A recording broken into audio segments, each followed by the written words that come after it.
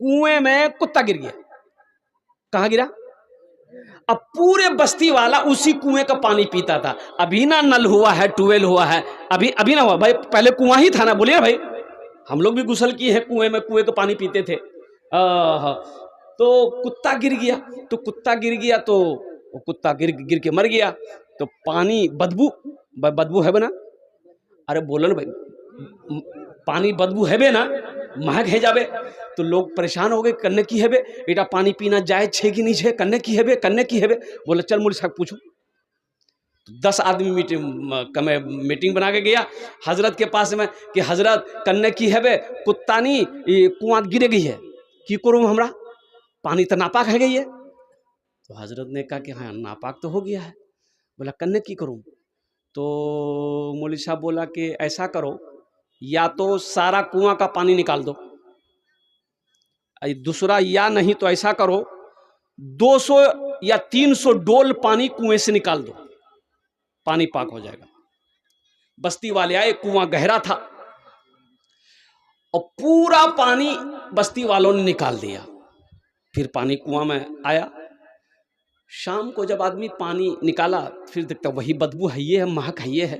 लोग परेशान हो गया कि रे भाई महक का है, हजरत तो बोले थे कि पानी निकाल देना, 200 बोले थे, हम लोग 300 डोल बाल्टी पानी निकाल दिए, पानी में बदबू है, ये है। फिर सब दौड़ के हजरत के पास गया कि हजरत ये गजब हो गया, पानी निकाल दिया, आप बोले पानी निकाल दो, पानी निकाल दिए, लेकिन बदबू नहीं गई है, पानी वैसे ही वैसे महक रहा है। हजरत बोला पानी महक रहा है, कितना पानी निकाले? बोला सब पानी निकाल दिए थे। बोला फिर भी महक रहा? बोला फिर भी महक रहा। तो हजरत पूछा कि कुत्ता निकाले थे? बोला नहीं कुत्ता नहीं निकाले। बोला नहीं कुत्ता नहीं निकाले थे। बोला रे अल्लाह कल का बुद्धू, तो पहले कुत्ता ना निकालोगे, कुत्ता उसी में, इसको पते नहीं है। तो ये नौजवान कोट पैंट पहन करके और चश्मा लगाकर ससुराल गया, गाड़ी पर ससुराल गया। तो एक बुढ़िया ना दरवाजे पर निकली तो देखा कि बड़ा खूबसूरत लड़का है। हाथ दी के बेटा, ए रुकते रुकते रुकते। तो लड़का मोटरसाइकिल रोक दिया। बोला कि चच्ची बोलिए क्या बात है? बोला बेटा मोटरसाइकिल था खड़ा करनी, एक तो खड़ा कर। तो लड़का मोटरसाइकिल को खड़ा किया। तो मोटरसाइकिल से नीचे उतरा तो बुढ़िया बोली कि बेटा मोरनी मोर बेटा दिल्ली द्रोज है, वही छान कमा हा वो खत भेजिया हा खत। ये ज़माने में टेलीफोन मोबाइल का ज़माना नहीं था, खत चिट्ठी हमरो पढ़िया छुनो ओछाने लखनऊ। तो ईछान से घोर से मोरबा मोरमा खत लिखोल के जान खत पढ़े, फिर खत पठा, 1 महीना 2 महीना लगे। तो बुढ़िया बोली कि बेटा मोर बेटा नहीं दिल्ली द्रोज है बेटा, बेटा खाद हो ये 3 दिन है गई है बेटा, कोई परवाह नहीं जानो, पढ़े ती मुख सुने दे। ये लड़का बोला कि ठीक है। लड़का खत हाथ में लिया, चश्मा उतार के पॉकेट में रखा और खत खोल के रोने लगा। तो बुढ़िया जब देखी कि ये लड़का रो रहा है, बुढ़िया समझी मोर बेटा कुछ है गई, तो बुढ़िया भी रोने लगी। बुढ़िया को जो रोते हुए लड़का वो उसकी बेटी अंदर में देखी तो वो भी दौड़ते हुए आई कि मोर भाया कुछ है गई है, वो भी रोने लगी। तो बस्ती वाले जमा हो गए। तो नौजवान से बोला कि रे क्या कान हो रे, कि भाई वार बेटा ठीक छे कि नहीं रे? बोला वार बेटा तो ठीके छे। तो ती क्या कान हो रे? बोला मी पढ़ा लिखा नहीं छी, मी जाहिल छी, मी पढ़ा लिखा नहीं जी, मी जाहिल छी, इसीलिए हम रो रहे हैं। काश बचपन में मदरसा गए होते, काश बचपन में हम स्कूल गए होते, कॉलेज गए होते, पढ़ लिख लिए होते, तो आज बुढ़िया को खत पढ़कर सुना देते। अफसोस हम तालीम हासिल नहीं किए, हम पढ़े नहीं, इसलिए शर्मिंदगी से हम रो रहे हैं। एक नौजवान कोट पैंट बूट वगैरह पहन के चश्मा पहना, यहाँ तक बाल चोटी वाला। अभी इधर बाज लड़का रखता है, चोटी रखता है ना। अब वो एयरपोर्ट में उतरे कलकत्ता में हम एक बार, तो और मेरे आगे आगे एगो जा रहा था। तो वो जा रहा था लेकिन पीछे से चोटी देख के हम समझे ये जा रही है, लेकिन चाल ढाल से पता चल रहा था, हम कंफ्यूज हो गए कि ये जा रही है कि जा रहा है। तो पीछे पीछे हम भी जा रहे हैं, तो वो मोबाइल निकाल के वो कहीं बात करने लगा, तो रुका ना, तो रुका तो हम आगे बढ़े तो चेहरा देखे, तो चेहरा देखे तो मोज दाढ़ी कुछ नहीं। हमने कहा कि नहीं, कंफ्यूज दूर हो गया, ये जा रहा है, जा रही नहीं, ये लड़का है। ऐसे ही लड़का। अब बताओ, पहले बात कहने की मेरा गर्ज ये है, भाई दाढ़ी नबी की सुन्नत है, दाढ़ी रखो मेरे बच्चों, दाढ़ी चेहरे पे रखो, नबी की सुन्नत है, अल्हम्दुलिल्लाह, मर्द की शान है, मुसलमानों की पहचान है, दाढ़ी रखो, अल्हम्दुलिल्लाह। सिख बगैर दाढ़ी का नहीं होता।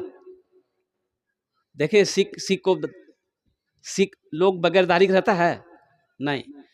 प्राइम मिनिस्टर मनमोहन सिंह चले गए इस दुनिया से, बेचारे प्राइम मिनिस्टर रहा लेकिन दाढ़ी रखा। हरभजन सिंह दाढ़ी रखा। नवजोत सिंह सिद्धू दाढ़ी। तो इसलिए मेरे बच्चों, नौजवानों, चेहरे को अपने दाढ़ी से सजाओ, नबी की सुन्नत को अपनाओ, इंशाअल्लाह दुनिया भी अच्छी गुजरेगी, आखिरत भी संवर जाएगी। रांची से जलसा करके पूर्णिया आना था, अब ये लग गया, तो हम ड्राइवर को बोले कि देखो शौचालय होगा यहाँ, तो पता किया, बोला बस स्टैंड में शौचालय है मौलवी साहब, बस स्टैंड में शौचालय जाने ना, बाथरूम, टॉयलेट। तो ड्राइवर को बोला कि चलो वो चलो, गाड़ी अंदर खड़ी किए, देखे शौचालय है, गए। तो वो शौचालय में वो कुर्सी लगा के बैठा रहता, पैसा के लिए बैठा रहता ना, तो बोला कि मौलवी साहब ये कि डबल? हम बोले नहीं डबल नहीं, ये। बोला 5 टका, 10 का नोट था, उसको दे दिए, हम रखो इसको। हम चले गए पेशाब, उधर से आए तो उसको बोले कि 5 टका दिए, तो बक्सा खोला, बोला कि चेंज तो नहीं है। हम बोले चेंज नहीं तो फिर कैसे होगा? बोला 5 टका का और कर लीजिए। दिमाग खराब हो गया क्या? पागल समझो, इतनी महंगाई का जमाना है, लेकिन इस महंगाई के जमाने में 3 चीजें अभी भी सस्ती है। 3 चीजें अभी भी सस्ती है।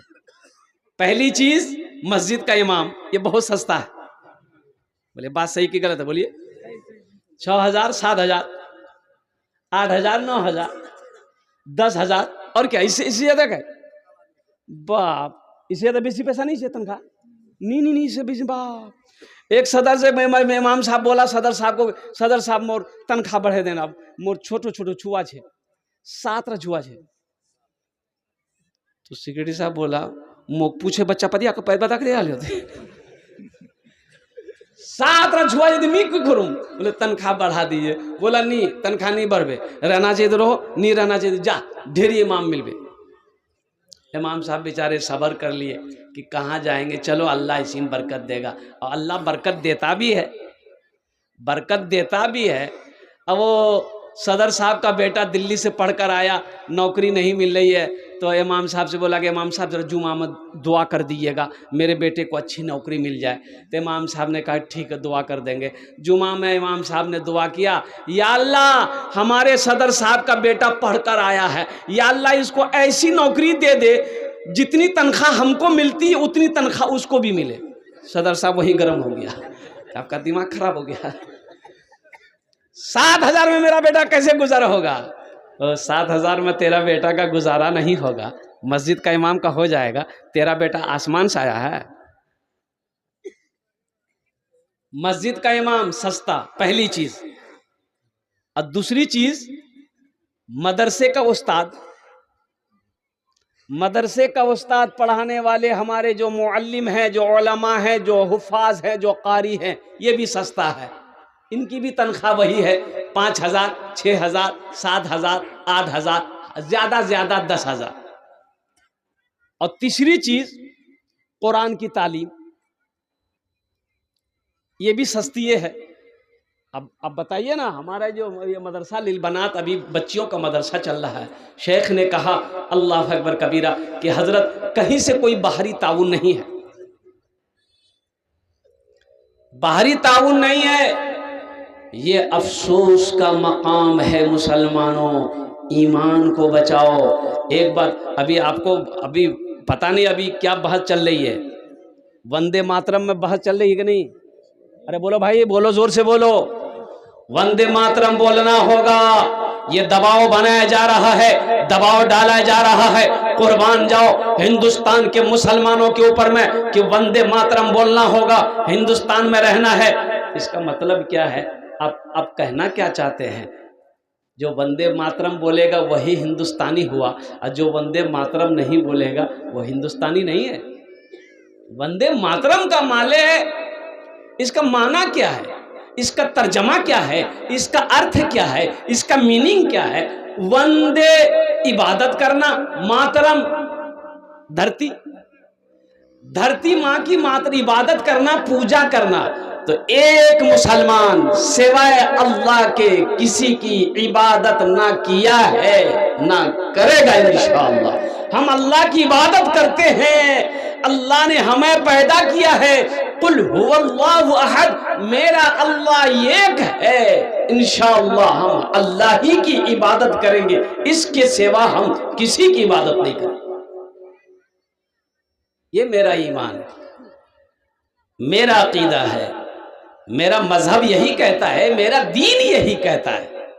ला इलाहा इल्लल्लाह मुहम्मदुर रसूलुल्लाह, अल्लाह के सिवा कोई माबूद नहीं, और मुहम्मदुर रसूलुल्लाह सल्लल्लाहु अलैहि वसल्लम अल्लाह के रसूल है।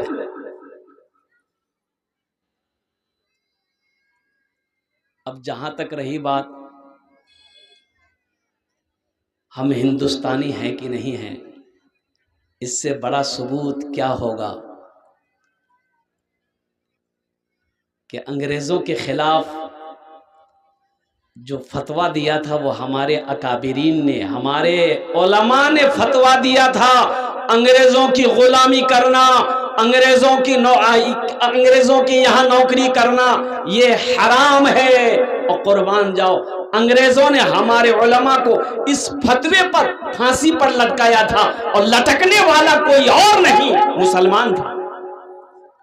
जंग की आज़ादी की आवाज बुलंद करने वाला हिंदुस्तान में तमाम मजहबों में सबसे पहले मजहब का जिसका नाम आएगा वो मजहब इस्लाम था। और एक नहीं, हजारों उलमा ने अपनी जानों को कुर्बानी दी मुल्क हिंदुस्तान के लिए। अल्हम्दुलिल्लाह सुम्मा अल्हम्दुलिल्लाह। रही बात कि ये धरती ये अल्लाह की मखलूक है, और इससे बड़ा सबूत क्या होगा कि हम 5 मरतबा अपनी पेशानी को जमीन पे लगाते हैं। 5 मरतबा अपनी पेशानी को हम जमीन पर लगाते हैं, अल्लाह की इबादत करते हैं, और एक दिन जब हमारी मौत होती है तो फिर इस जमीन के, इसी जमीन के गोद में हम रहते हैं। हमसे ज्यादा मोहब्बत आप नहीं कर पाइएगा।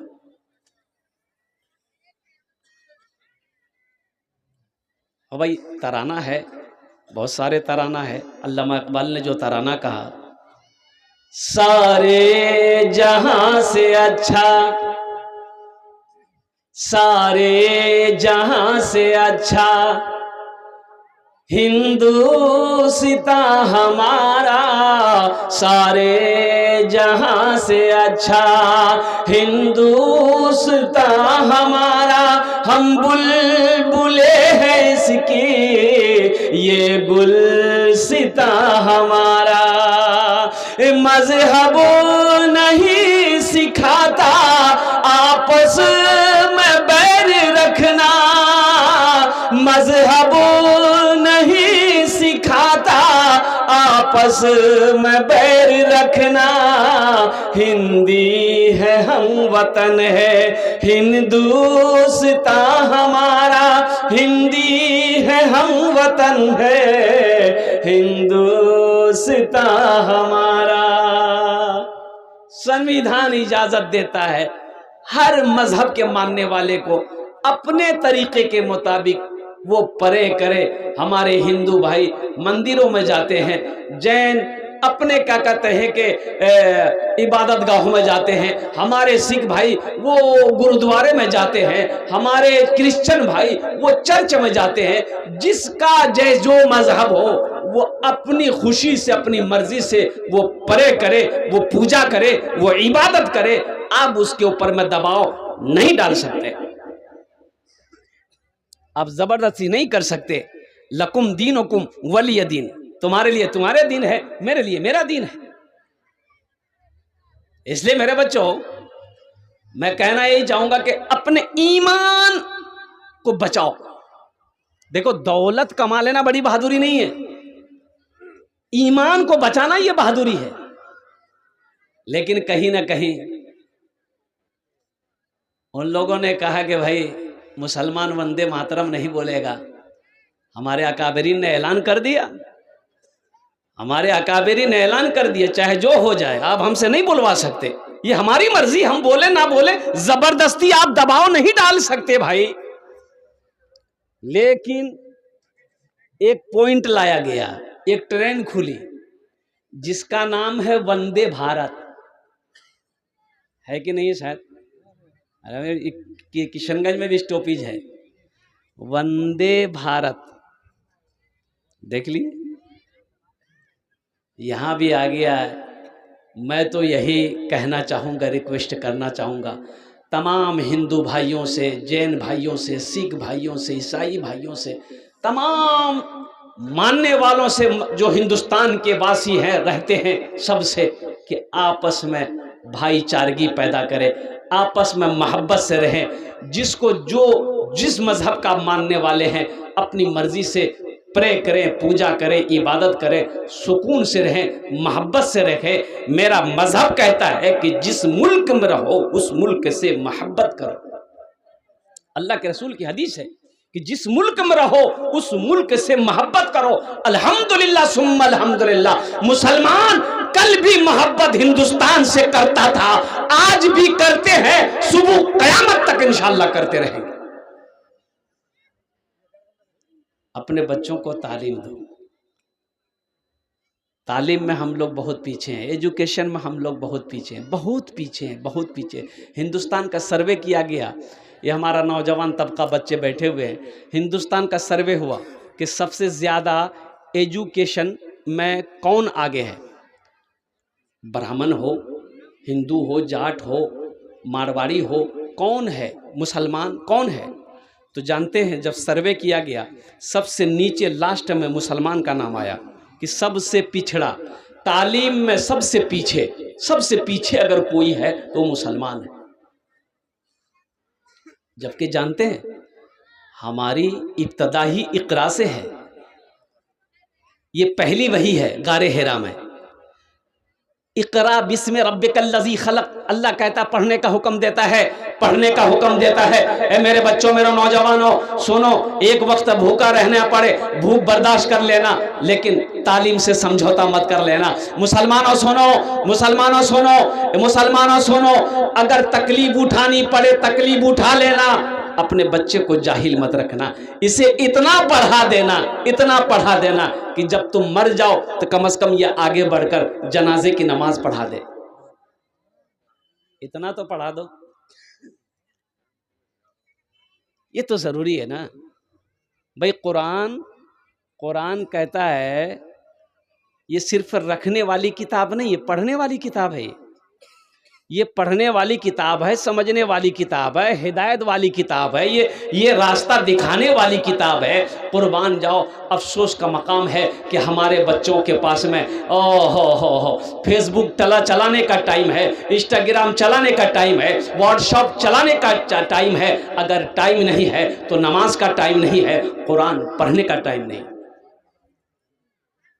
आज मस्जिदों का हालत देख लिए, अजान होती है, जोहर में 10 आदमी, जोहर में, अरे बोलो भाई, असर में 12 आदमी, मगरिब में 15, ऐशा में 5 आदमी, अब फजर में ये कौन है? ये गया कहाँ? वो पलंग तोड़ रहा, ये गया कहाँ? मायूस नजर आते हैं मस्जिद के मनारे, आते ही नहीं कोई मुअज्जिन के पुकारे। मायूस नजर आते हैं मस्जिद के मनारे, आते ही नहीं कोई मुअज्जिन के पुकारे, मिंबर भी तो खामोश है, मेहराब है सुनसान, हम कैसे मुसलमान हैं, हम कैसे मुसलमान, हम कैसे मुसलमान हैं, हम कैसे मुसलमान। मस्जिद में अजान हुई, रोड के बगल में मस्जिद थी, तो एक आलिम साहब उधर से जा रहे थे, सोचे कि नमाज टाइम है गई है, नमाज तो पढ़ लूँ मैं, तो मस्जिद के अंदर दाखिल हुए तो देखा कि एक आदमी, तो उससे पूछा कि ना जमात है गई है कि, तो मुअज्जिन साहब बोला जमात इछान जमात नहीं हो जाए, बोला जमात नहीं हो जाए क्या, बोले कोई चाहिए नहीं जे जमात करने है बे, मी अकेले आजान तो ही अकेले नमाज पढ़ो में। बोले बस्ती वाला क्यों जान गई है, बोला बस्ती वाला कोचे नहीं, मोर पास टाइम नहीं है, ती अकेले आजान दे अकेले नमाज पढ़। ओ बस्ती वाला कोई नहीं आया, कोई नहीं हो सो, बोले कोई नहीं हो सो।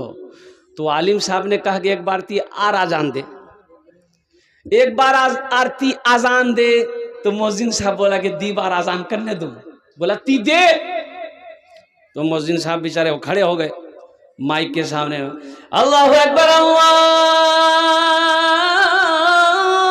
अकबर। आजान खत्म हुई, 10 आदमी इधर से 10 आदमी इधर से 10 आदमी इधर से सब मस्जिद में घुसा। मुअज्जिन को बोला तो दिमाग खराब है कि की, बोला क्या दी बार आजान हुए, दी बार आजान कोई दीजे मस्जिद तो एक बार आजान हो जाए दी बार। तो आलिम साहब बोला कि पहली मर्तबा आजान हुई थी तुमरा सुनिया लो, बोला सुनिया लो हमरा तो घरों सुनू, बोला अच्छा क्या नहीं उसलो, क्या नहीं उसलो। और दोबारा आजान हुई तो मुअज्जिन से लड़ने के लिए आ गए, मुअज्जिन से लड़ने के लिए आ गए, झगड़ने के लिए आ गए। लड़ने की ताकत है, झगड़ने की ताकत है, नमाज पढ़ने की ताकत नहीं।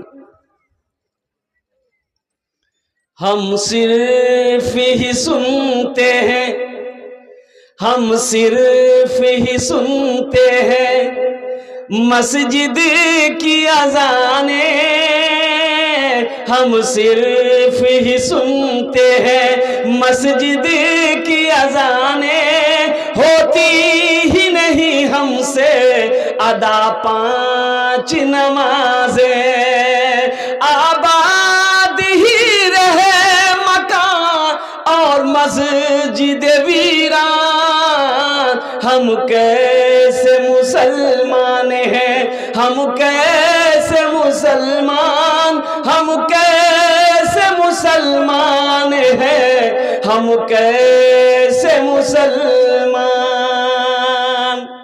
मेरे बच्चों नौजवानों, इंशाल्लाह वादा करो सिर्फ जुमे की नमाज नहीं, जुमे की नमाज के साथ साथ इंशाल्लाह 5 वक्त की नमाज पढ़ेंगे, इंशाल्लाह वादा करो अल्हम्दुलिल्लाह सारा मजमा। इसलिए मेरे बच्चों सबसे पहले पूछ नमाज की होगी, सबसे पहले पूछ किसकी होगी, नमाज। अल्लाह पूछेगा जब मरोगे, मरोगे हशर का मैदान होगा, अल्लाह का पहला सवाल होगा नमाज देखो इसका फाइल निकालो, फाइल निकाला जाएगा फलां का बेटा फलां और कुर्बान जाओ, फाइल रजिस्टर में देखा जाएगा, नमाज नहीं। सबसे पहले नमाज देखी जाएगी, इसकी नमाज है कि नहीं है, कितनी नमाजें हैं। इसलिए मेरे बच्चों नौजवानों जहाँ टाइम मिल जाए अल्हम्दुलिल्लाह नमाज पढ़ लेना, नमाज से समझौता मत करना, काम छूटे छोड़ देना, इंशाल्लाह काम हो जाएगा। लेकिन नमाज छूट जाएगी तो कज़ा तो पढ़ोगे लेकिन इस नमाज का सवाब नहीं मिलेगा। नमाज के बोलो ना, नमाज के बोलो ना काज आछे, काज के बोलो आमार नामाज आछे, काज के बोलो आमार नामाज आछे। देखो समझने वाली बात है ये। अच्छा जंगल में एक शेर है, जंगल में एक जानवर है जिसका नाम क्या है, अरे जोर से बोलो क्या है, शेर है। अच्छा देखे होंगे आप, शेर को दाढ़ी होती है, शेर को, अरे बोलो भाई, अरे बोलो भाई शेर को। अब वहीं पर देखिए शेरनी है, दाढ़ी नहीं, दाढ़ी नहीं है तो तुमरा की बनबो, शेर बनबो ना शेरनी बनबो? शेर बनवा हवे ना, शेर बनवा हवे तो दाढ़ी रखवा हवे। अल्हम्दुलिल्लाह सुम्मा अल्हम्दुलिल्लाह, ये नबी की सुन्नत है। मेरे बच्चों, कुरान की तालीम हासिल करो, कुरान पढ़ो, मास्टर बनो, वकील बनो, इंजीनियर बनो, डॉक्टर बनो, साइंसदान बनो, प्रोफेसर बनो, कुछ भी बनो, लेकिन सबसे पहले अल्लाह का कुरान पढ़ो, अल्लाह का कुरान पढ़ो। डॉक्टर असरार साहब, वो उनकी वीडियो आती है, डॉक्टर असरार साहब, सुने कि नहीं सुने? बहुत बड़े बड़े डॉक्टर, सर्जन डॉक्टर है। उन्होंने डॉक्टरी को ख़त्म कर दिया, डॉक्टरी लाइन को छोड़ दिया, MBBS डॉक्टर, कहाँ कहाँ की डिग्री उन्होंने हासिल की। लेकिन कुर्बान जाओ, उन्होंने उन्होंने उन्होंने तालीमात को तरजीह दी, मजहब इस्लाम की तालीम को आगे बढ़ाया, कुरान के पैगाम को पूरी दुनिया तक लोगों तक पहुंचाया है। इसलिए मेरे बच्चों, नौजवानों, मेरे कुरान में क्या नहीं है? तुमने कुरान को सही से पढ़ा नहीं है। कसम खुदा की, जिस दिन तुम कुरान को समझ कर पढ़ लोगे, अल्लाह तेरी जिंदगी बदल देगा। कुरान में क्या नहीं है, समझ कर पढ़ो, तर्जमे के साथ पढ़ो, कुरान की तफसीर को पढ़ो, इंशाअल्लाह। देखना मेरे बच्चों, 1000 साल पहले साइंस का वजूद नहीं था। साइंस का वजूद था? अरे बोलो भाई, नहीं था। और कुर्बान जाओ, अंग्रेजों ने कुरान को पढ़ा, अंग्रेजों ने कुरान को रिसर्च किया, अंग्रेजों ने कुरान की स्टडी किया और वो चांद पर चला गया। अब कुरान आज हमारे घर पे रखा हुआ है, हम दर दर की ठोकरें खा रहे हैं। इसलिए मेरे बच्चों, नौजवानों, और तालीम से समझौता नहीं।